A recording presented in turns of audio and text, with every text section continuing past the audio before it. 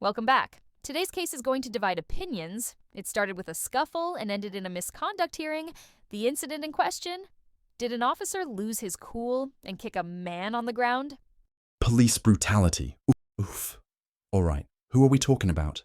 PC Nathaniel Quick, who joined the Metropolitan Police in 2018 and served in Brixton, the territorial support group, with a couple of commendations under his belt. But none of that mattered after what happened on the 2nd of November 2023.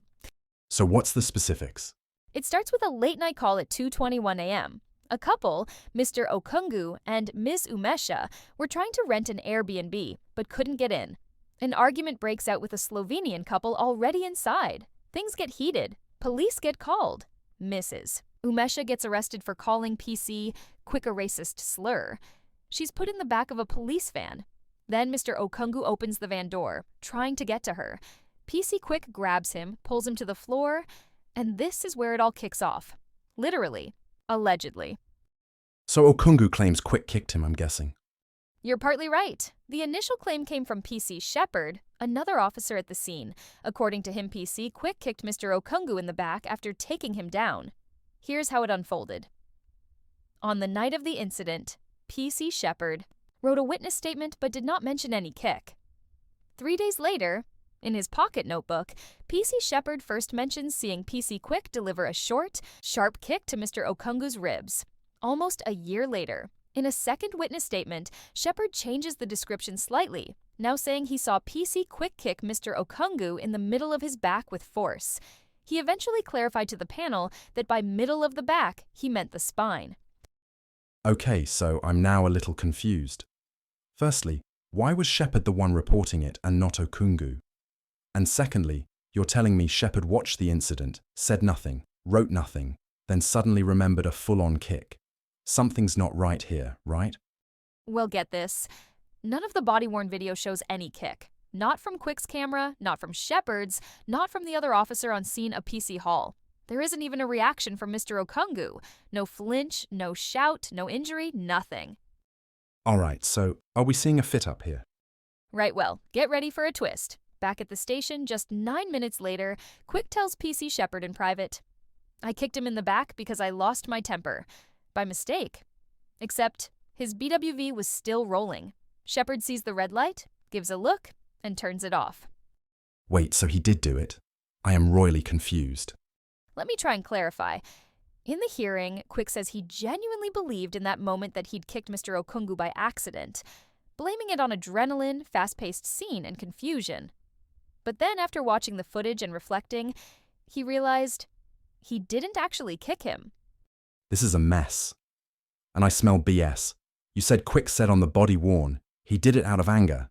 But now there isn't any footage. The kick was an accident. Yeah. No. Sounds to me he found out there was no evidence, and he said what he needed to get out of it. Well, the panel looked at the evidence, especially the BWV, and said no visible kick, no reaction from the alleged victim. No witness saw it except Shepard, who changed his story. And even the alleged victim, Mr. Okungu, when questioned, didn't remember being kicked. Said he wasn't injured and didn't support any complaint. The panel said no misconduct for use of force. They believed Quick grabbed Mr. Okungu because he was interfering with the van and acting aggressively. The force was reasonable and proportionate, so he was cleared of the main allegation. Main allegation. While the panel did say he didn't kick anyone, Quick did screw up his paperwork. He left out key details from his statement, he didn't submit a use of force form, and he failed to properly categorize the BWV. Am I being stupid? That's called a cover-up, right? I mean, how did they hear that in his confession and not find him guilty? At least tell me he was disciplined for the paperwork. Sort of. Those failures were found to be proven, but not misconduct. Basically, poor performance, not dishonesty. In the panel's eyes, he wasn't trying to cover it up, just didn't do his admin properly, so no formal sanction. Oh my God, he's keeping his job, isn't he? Yep, no misconduct, no dismissal, not even a warning note in his file. Jesus, what about Shepard? Also, not in trouble, but the panel was clearly skeptical. They said his memory seemed influenced by Quick's own comment, and they questioned why he stayed quiet at first, then slowly changed his story. Wait, not in trouble? What kind of backwards BS are you reading? Someone confessed to him and he reported it. has evidence of the confession, and he's the one who gets in trouble. I just can't. This is just bizarre.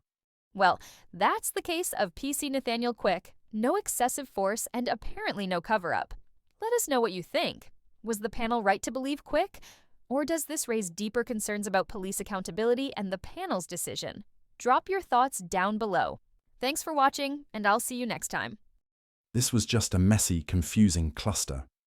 I mean, I thought cameras never lie, but apparently body-worn cameras do if they incriminate an officer.